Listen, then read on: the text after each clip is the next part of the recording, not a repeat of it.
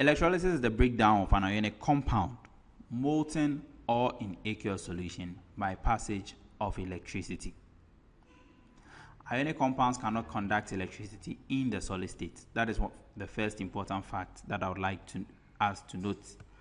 Now, ionic compounds are formed when an atom donates an electron.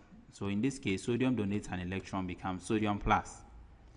Another atom will accept the electron and then become negatively charged, and then a bond will be formed between them. That is how ionic compounds are formed. Now, in this case, in electrolysis, in the molten or aqueous state, that is where these compounds or these ions are free to move. We call that process dissociation. They dissociate, they break away from each other. The sodium plus will break away from the chlorine minus, and then they will be free to move. But in the solid state, they are fixed at lattices. There's an alternating positive and negative lattice. So they are in fixed positions. Here, you're going to have the sodium. Here, you're going to have the chlorine, sodium, chlorine. They are at fixed positions. Therefore, they are not free to move. That is why ionic compounds cannot conduct electricity in the solid state. Fact number 2, an aqueous solution has water in it. An example is salt solution. Now, if we take salt and then we add water to it, we are going to get a mixture of salt and water.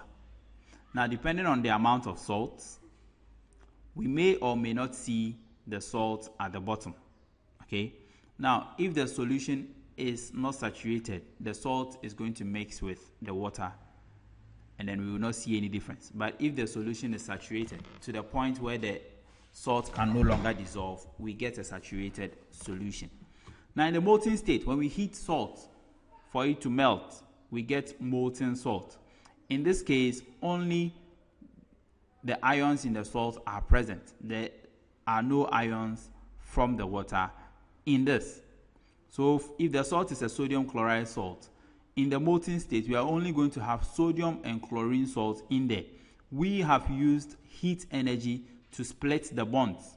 Instead of using water to dissolve the bonds, we have used heat energy to split the bonds. And that is how molten salt is different from an aqueous solution, or a molten liquid is different from an aqueous solution.